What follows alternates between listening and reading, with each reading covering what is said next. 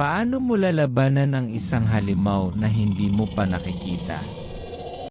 Paano ka tatakas kung ang dilim mismo ang kanyang tahanan?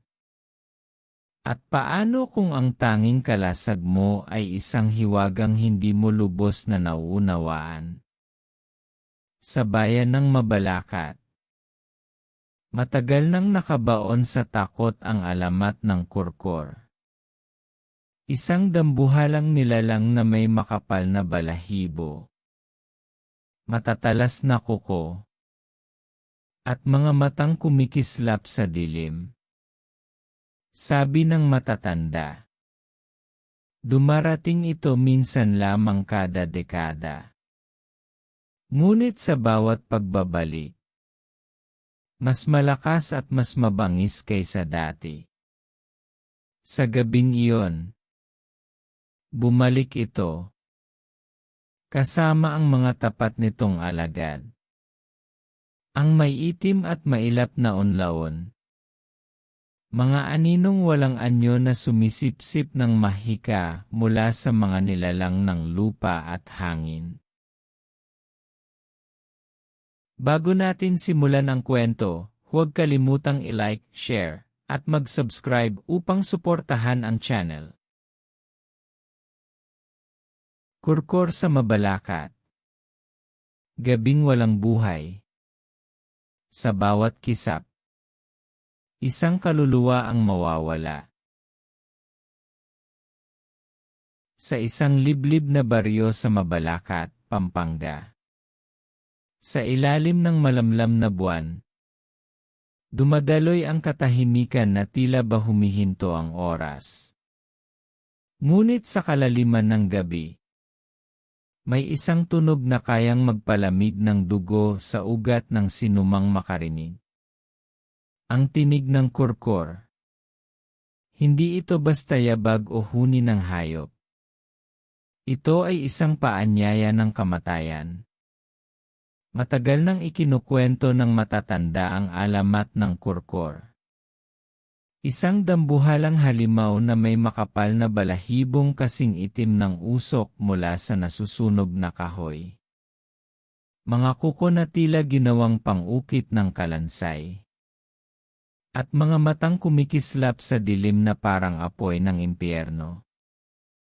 Sa kadiliman, gumagapang ito sa lupa tulad ng gutom na mabangis na hayop. At bawat galaw ay sinasabayan ng mabigat at mabagal na hininga. Kapag piniling tumindig, bumabangon ito sa taas na halos kasing laki ng katawan ng puno ng nara. At sa bawat anino na nalilikha nito, para bang nabubura ang liwanag ng buwan. Hindi kailanman nag-iisa ang kurkor. Sa bawat gabing paglitaw nito, sumusulpot din ang kanyang mga alagad. Ang unlaon, maliliit ngunit kasing itim ng pinakamasidhing dilim. Walang tiyak na anyo, ngunit may mga matang kumikislap ng malabughaw na liwanag. Tahimik silang gumagalaw. At sa bawat hawak nila sa isang nilalang, unti-unting hinihigop ang mahika at lakas nito upang ipasa sa kanilang amo. At kapag tumama sa iyo ang tingin ng kurkor, walang sinumang nakaliligtas. Ang katahimikan ng gabi ay agad na magbabago. Magiging iyak, sigaw at huling hininga. 2 linggo na ang lumipas mula nang misteryosong mawala si Pedro, anak ng isang magsasaka. Ayon sa mga nakarinig, huling nakita ang bata habang tumatakbo sa palayan. Habol ang sariling hininga. Bago sumabog sa katahimikan ng gabi ang isang nakapanghihilakbot na tunog mula sa gubat. Kinabukasan, isang laruan na tirador at damit na lamang ang natagpuan sa damuhan. Katabi ang mga dahong nababalot ng malagkit at malagim na dugo. wala nang iba. Nibakas man lang ng katawan. Hindi bago ang alamat ng kurkor sa mga taga-Mabalacat. Sa katunayan, sinasabi ng matatanda na isang beses lang itong lumilitaw kada dekada. Ngunit sa bawat pagbabalik nito, mas mabangis, mas matalino, at mas gutom kaysa dati. At ngayong muli na namang bumabalot ang takot sa buong bayan. Muling binubuhay ng halimaw ang mga bangungot ng nakaraan. Nag-utos ang kapitan ng bayan. Bawal lumabas tuwing gabi.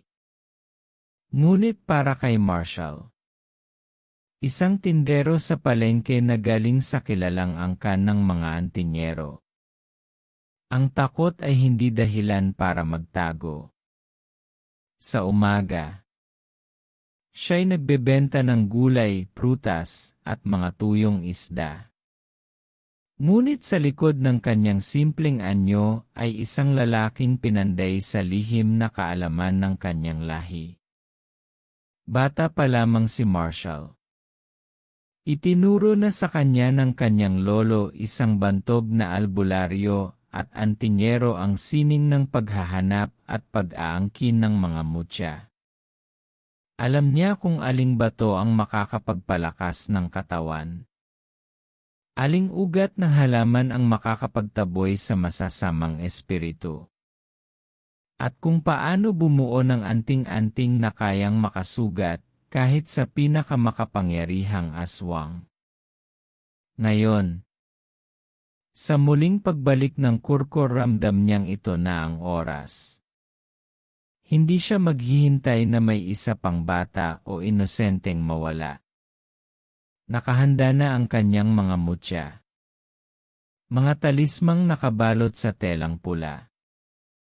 At matalas na itak na pinagpahiran ng langis mula sa pinakabatang puno ng sampalok. Dahil kung may isang tao sa buong bayan na maaaring humarap sa halimaw, siya yon. Sa kanyang kubo, maingat na inilabas ni Marshall mula sa isang kahon na yari sa kahoy ang mutya ng alitaptap. Isang makintab na batong kulay gintong berde na kumikislap kahit sa dilim. Sabi ng kanyang lolo, tanging liwanag mula sa mutyang ito ang kayang sumunog sa laman ng kurkor. Isinuot niya ito sa isang kwintas na may sinulid mula sa balahibo ng puting paniki. Isang sinaunang anting-anting na nagbibigay lakas at tibay ng loob sa sinumang may suot. Nakaupo siya sa gilid ng mesa. Hinahaplos ang mutya habang pinakikinggan ang awit ng kuliglig sa labas. Alam niyang malapit nang gumalaw ang halimaw. Mula sa kanyang bintana. Sa malayo, may kislap ng dilaw na mata sa gilid ng kagubatan. Mabagal. Ngunit tiyak na nakatitig sa kanya. Nang gabing iyon, hindi siya pumikit. Sa halip, itinupi niya ang kanyang pantalon. Itinakip ang isang lumang saya sa balikat para magtago ng siluet at naglakad patungo sa masukal na gubat sa tabi ng ilog Pasig Potrero. Basa ang lupa. At sa bawat hakbang, lalo niyang nalalanghap ang mabahong halimuyak ng basang balahibo at lumang dugo. Isang amoy na hindi maaaring magkamali. Isang iglap. Narinig niya ang mabigat na yabag mula sa kanan. Kasabay ng mababa at paulit-ulit na tunog. Kasunod nito ang mahihinang huni at yabag sa paligid. Ang mga unlaon. May itim at walang anyo. Gumagapang na parang mga gutom na aso. Mabilis silang kumalat. Paikot sa kanya. Pilit na inaalis siya sa landas pabalik. Ngunit alam ni Marshall ang lihim ng kanyang angkan. Ang mutya sa kanyang leeg ay hindi lang panlaban, kundi isang pain. Hinawakan niya ang bato at ibinulalas ang isang sinaunang orasyon. Agad itong nagliwanag. Tila apoy na walang init. Sa bawat silakbo ng liwanag, sumisigaw ang mga unlaon. Nagkukulay abo ang balat bago tuluyang maging abo na tinatangay ng hangin. Ngunit habang naglalaho ang mga alagad, naramdaman niya ang lupa na parang humahabol ang pintig mabigat, mabagal, ngunit papalapit. Mula sa kadiliman, unti-unting sumungaw ang dalawang dilaw na mata. Kasunod ang isang pangangatawan na parang pinagsamang kalabaw at tao. Ngunit mas matindi at mas mabangis. Ang hininga nito ay amoy pagkabulok. At sa bawat pag-ungol, tila may alingawngaw na bumabalik mula sa buong kabubatan. Ang mga kuko nito'y parang mga matutulis na bakal. At bawat patak ng laway mula sa pangil ay parang asidong sumusunog sa damo. Tumindig ito ng tuwid. Halos kasing taas ng punong niyog. Bago muling yumuko at gumapang. Handang sumugod. Humigpit ang hawak ni Marshall sa mutya. Alam niyang wala nang atrasan ang laban nilang dalawa, ay matatapos lang kapag may isa nang hindi humihinga. Mula sa dilim, unti-unting sumulpot ang kurkor. Nakayuko itong gumagapang. Ang malalaking kuko ay bumabaon sa lupa. Bawat galaw ay parang may mabigat na bagyong dumaraan. Ang hininga nito'y mabaho at mainit. May kasamang ungol na parang nagmumula sa kailaliman ng lupa. Hindi ito umatake kaagad. Sa halip, dahan-dahan itong lumapit. Ang mga dilaw na mata ay nakatitig sa mutyang nakasabit sa leeg ni Marshall. Tila kinikilala nito ang panganib ng liwanag na dala nito. Nang bigla itong sumugod, mabilis na nakailag si Marshall at agad hinawakan ang mutya. Sa isang iglap, nagliwanag ito ng matindi. At ang liwanag ay kumapit sa balahibo ng halimaw. Nag-iwan ng mga paso na parang sinunog ng araw. Sumigaw ang kurkor. Isang ungol na nagpagalaw sa mga dahon sa paligid. Tumindig ito sa dalawang paa. Kitang-kita ang napakalaking katawan na balot ng makapal na balahibo at mga pangil na tila kayang durugin ang bakal. Muli itong sumugod. Mas mabilis kaysa kanina. Ngunit bago pa ito makaabot, bumulong si Marshall ng sinaunang orasyon mula sa kanyang angkan. Ang mutya ay kumislap ng higit pa. At mula rito ay sumiklab ang isang liwanag na tila may kasamang apoy. Apoy ng liwanag. Isang bagay na tanging mga may tangan ng anting-anting ang nakakaalam. Pumasok ang liwanag sa dibdib ng kurkor. At sa loob, parang may sumasabog na apoy na pumupunit sa laman nito. Nabuwal ang halimaw. Nanginginig habang unti-unting natutunaw ang balat at laman hanggang sa magmistulang abo na tinatangay ng hangin. Sa katahimikan na sumunod, tanging tunog ng kuliglig ang natira. Hawak pa rin ni Marshall ang mutya. Mainit at mabigat. Alam niyang isa pa lang ito sa maraming laban na darating. Isang matinding sigaw ang kumawala mula sa bibig ng kurkor.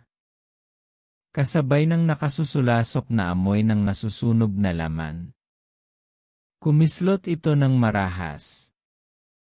Pilit na tinatakpan ng malalaking kamay ang nakakasilaw na liwanag mula sa mutya ng alitaptap na hawak ni Marshall. Mula sa loob ng mutya, kumikislap-kislap ang apoy na tila buhay. At sa bawat dasal na inuusal niya, mas lumalakas ang liwanag at init nito. Parang nilalamon ng apoy ang mismong anino ng halimaw. Gumugulong ito sa lupa. Ang makapal na balahibo'y nagiging abo. At sa bawat umbol nito, lumalabo ang anyo hanggang sa magmistulang usok na tinatangay ng hangin. Isang huling sigaw at tuluyan na itong nawala. Sa sandaling iyon, nagsipagtakbuhan ang mga unlaon.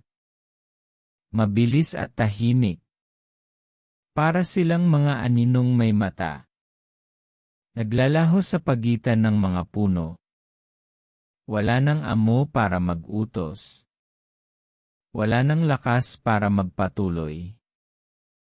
Naiwan si Marshall na mag-isa sa gitna ng malamig na gabi.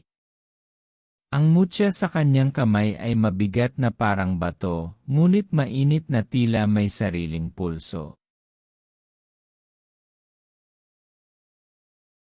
Dahan-dahan siyang naglakad pabalik sa bayan.